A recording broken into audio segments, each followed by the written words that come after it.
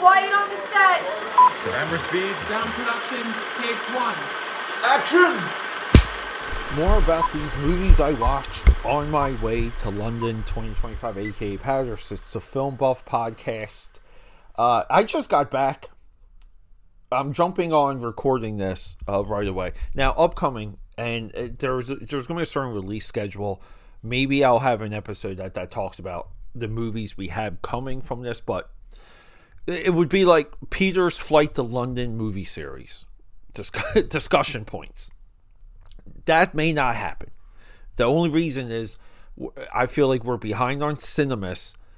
I also feel like I dropped the ball a little bit at the end of Thanks Flicking. We had a failed Apollo 13 release. I'm back and forth on what to do with that because I still have the episode. We're still negative 3 episodes into the 31 Days of Dread. We're negative into the 31 Days of Dread extended. And we haven't been doing the documentary drops Saturday and Sunday evening. So it's a little bit chaotic. But what's important is I bring you and I talk to you guys about movies. And I watched back-to-back Stephen King adaptations. Mike Flanagan, he did The Life of Chuck, which was 100% phenomenal. Oscar-level movie, 2024.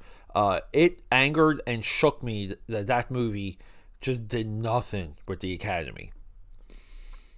So, Stephen King, short story, I believe If It Bleeds is a collection of his unreleased novellas. Novellas are roughly, 150, 200 pages. They're almost like long-form short stories. So, Mike Flanagan reads it, and clearly he's inspired. Now, Mike Flanagan also adapted 3 Stephen King short stories or novels. One of them being Gerald's Game that we did for 31 Days of Dread. Absolutely phenomenal. I couldn't finish watching that movie even to this day. Life of Chuck, and maybe the most frustrating. Boy, did this guy, this is why I love him. He proved me wrong with Dr. Sleep. For years I said, I'm just not interested in like a Shining sequel thing. Can The Shining just exist, please? Dr. Sleep, solid. Is it like a Kubrick sequel? No. It's a Shining in spirit sequel. That's my best way to now, the book's different, but we're talking movies. So either way, I watched back-to-back Stephen King adaptations, and lo and behold, back-to-back performances by Mark Hamill. So Mark Hamill in The Long Walk is just grouchy, angry sergeant, general, admiral. He's the army guy, and he's great in this effing movie. You hate him, but in a weird way, you understand him. Just the performance that Mark Hamill delivers. I believe in Life of Chuck, it was Oscar level. This one, it's strong conversation level. So here's the thing. I'm watching this movie. I watched this movie as soon as I saw it in the scroll. I said, I have to watch this movie right now. Because it just is so curious, right? The curiosity of the film buff gets, and you have to keep in mind, I went from the day of the flight, waking up at roughly 2:30 in the morning, being up the entire day, flying to London, where we kind of go back in time. I did nap for a little bit on the airplane. But then getting to London and really not stopping until like the 3rd day there, where I felt like I had a run of sleep. So it really was like 3 days of minimum sleep. Because you're out all night. You get there, you're out all night. Second night, you're out all night. Third night, you're out all night. So Mark Hamill as Major, top level performance. This movie, I had a little bit of the perception that the ending was horrible and messed up. That's what I saw on social. So yeah, but we're watching it. The setting of the movie, it's like this like dystopian 1950s America. Awesome. It's shot by Francis Lawrence. We love him, Constantine. We love him, I Am Legend. Francis Lawrence, unsung hero of modern American filmmaking. He has he just reminds me a lot of a modern day Wolfgang Peterson. With that, we have this like young Hollywood movie, and the plot of the movie, you can compare this to Hunger Games. You can compare this to the Scorch Trials.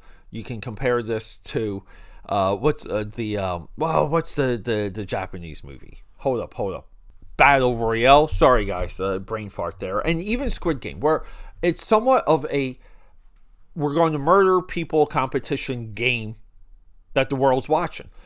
The world's watching these individuals walk until they can no longer walk. They're sacrificing themselves. We believe it's for the greater good. We can make arguments about how this movie wraps up. I think I saw it all coming. It played out exactly the way it looked like it was going to play out. With that said, we have Cooper Hoffman. He's our title guy. We have Ben Wang. We have David Johnson. We have Charlie Plummer. We have Roman Griffin Davis. We have Jarrett Wearing. This is a young Hollywood movie at the finest level of a young Hollywood movie. Now, are some of these actors a little bit older to be a true young Hollywood movie? Yes. But what's a young Hollywood movie? Inventing the Abbots, American Graffiti. Every generation has, we can even argue the Hunger Games, young Hollywood movie. Look at all of the trajectories just from that first Hunger Games alone. Can we argue that Harry Potter is a young Hollywood movie? We look at the path of Daniel Radcliffe. I know Emma Watson stepped away, but like maybe, right? Harry Potter, borderline. But young Hollywood movies it's a collection of the best, not actors, but character actors. Now they can be actors, but everyone's playing a character, a stereotype. There's an internal position of the character before we see them on screen, meaning they're so far into that stereotype when we see them talking, interacting. The internal position is exactly what the audience expects. So I watched this movie. I get the ending. Beautifully shot by Francis, by the way. My second Stephen King adaptation for The Flight. And I'm just happy. I'm happy to have experienced this. This is a brutal movie at times. If you stop walking, you get killed. You know it. You see it all coming, and it's somewhat right. Like you're punishing yourself watching this flick. I'm watching this movie and I'm thinking, man, like this really could have been like a series. Like every episode just focused on one of these characters, because they all have these walking monologues, and they walk while they're sleeping, and they walk in the rain. All of this. The trials and tribulations, the fear, the dread that you would expect from this movie. It's there. Are people, right, are they pretending a little bit not to get the ending? Is the ending not big enough? Is it not? Like, I feel like there's parts of this movie that could have leaned into Hunger Games, so they backed away. They backed away from it being broadcast, the TV element, the celebration at the end. There's things said in the beginning that are later backtracked, but it's all there. AKAPADers, for me, this is a great movie to go with Squid Game, with Hunger Games, with Battle Royale. It's a teen elimination murder movie, game show. It's a growing category when it comes to science fiction. I think this is one of the better science fiction movies to come out this year. I don't know. I enjoyed it a lot. I want to watch it again because I love the performances, especially David Johnson. This is David Johnson's coming out party. I think Again, like, the camera loves this kid, loves this dude. I want to see more of him. I see him in more prominent roles. I see him in more deadly roles. I see him in more serious roles. Cooper Hoffman, right? I believe we know him from Licorice Pizza. Yeah, I mean, he's lovable as soon as he's on screen. He's relatable as soon as he's on screen. He has that character down. I want him to just to continue that. All right, AKAPADers. The Long Walk. Full recommendation. Let's go. Roll sound. Rolling. Sound production, take 2. Let's take this time real quick, AKAPADers, my fellow film buffers, and let's just go over the schedule. This is years in the making. This type of rollout I've been planning for years, but we're finally here. So here we go. Early in the morning, that's the new stuff.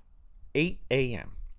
Now, 8 p.m., Monday, Tuesday, Thursday, Friday, these are movies maybe of something coming out. Like if there's a Marvel movie coming out and we want to do a retrospective on that particular franchise, or, you know, if Sylvester Stallone comes back and gives us Rocky Part 18, we might want to use the later time slots for a week or two to go over all of the Rocky movies. Now, we have a lot of different threads on this podcast that's explored 8 p.m. So 8 a.m., 8 p.m. Wednesdays at 8 p.m. This is our creator spotlight. We could do an episode on Martin Scorsese, Steven Spielberg, some of the new guys, Spike Lee, even composers, guys like John Williams.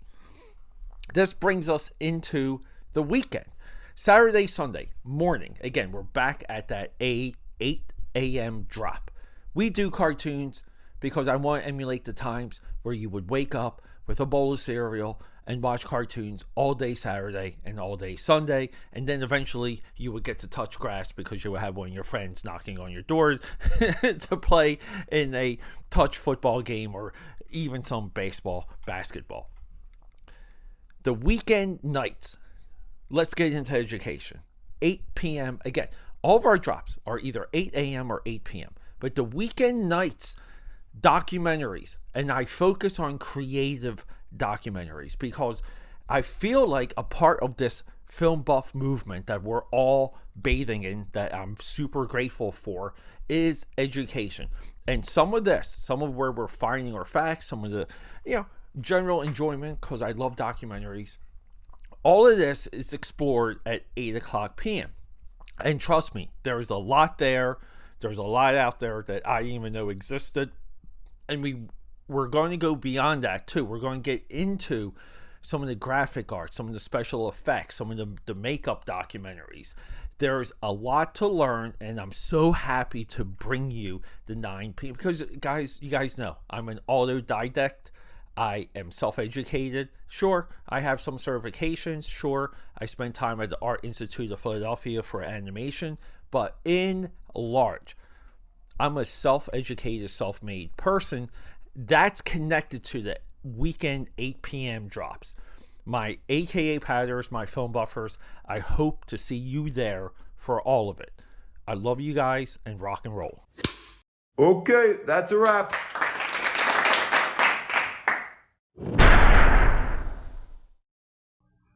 Roll sound. Rolling. Sound production, Let take me 2. cut in. Sorry, AKAPADers. I know it's such a hot, passionate episode, but I'm breaking the flow real quick just to remind you guys. If you want to support me, one of the best, easiest, and free ways to do it, leave a comment. Give me a like. I know there's someone out there that you know that loves film as much as I do, that love the film industry as much as I. Show this to them. Comments, likes, and reviews, positive or negative, it doesn't matter.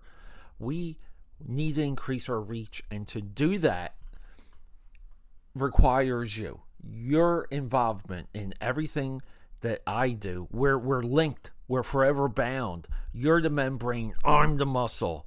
So guys, let's just do it. One review. Do you have it in you? Okay. Back to the show.